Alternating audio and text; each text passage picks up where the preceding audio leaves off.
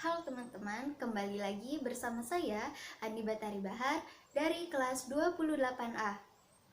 Pada kesempatan kali ini, saya akan membahas materi mengenai konsep dasar evaluasi.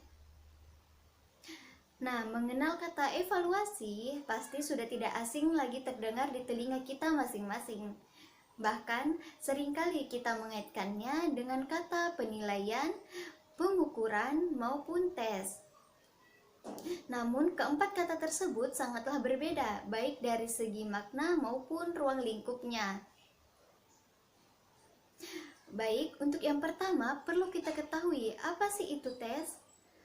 Tes adalah seperangkat alat yang mengukur yang mempunyai nilai benar atau salah, dan itu bisa mengukur kemampuan seorang siswa. Dalam bahasa sederhananya, tes adalah sejumlah pertanyaan yang harus dijawab dengan benar. Sebagai contoh, jika kita ingin mengukur kemampuan matematika anak dalam suatu materi bab tertentu, misalnya kita membuat soal 10 nomor, bisa dalam bentuk isian singkat maupun pilihan ganda. Jadi, kata kuncinya adalah alat yang mempunyai nilai benar atau salah yang harus dijawab oleh siswa.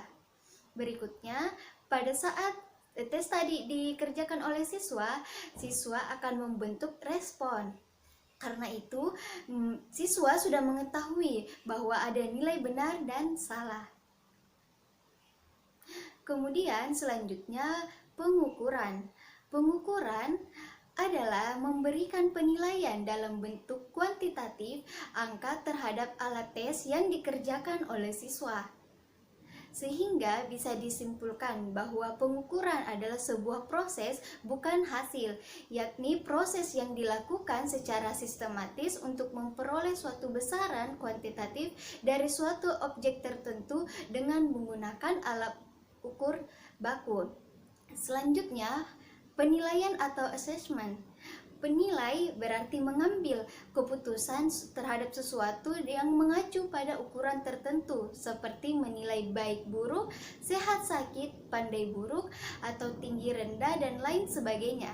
Sehingga penilaian adalah suatu proses untuk memberikan judgement terhadap proses pengukuran yang tadi dilakukan, dan penilaian ini hanya fokus kepada kompetensi siswa.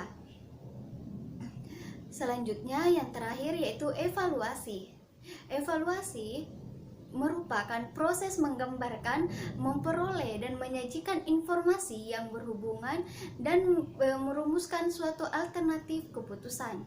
Sehingga evaluasi tidak hanya fokus berbicara tentang apa yang terjadi pada hasil belajar siswa, tetapi kita juga mengevaluasi program pembelajaran siswa, sehingga evaluasi adalah proses yang bukan hanya menilai kemampuan hasil belajar siswa, tetapi juga proses pembelajaran dan hal-hal yang terkait dengan keberhasilan pembelajaran. Nah, sehingga dapat kita simpulkan bahwa jika tidak memiliki alat tes, maka tidak bisa melakukan pengukuran. Kemudian, jika tidak melakukan pengukuran, maka tidak bisa melakukan penilaian. Dan jika tidak melakukan penilaian, maka tidak bisa melakukan evaluasi dengan baik dan benar.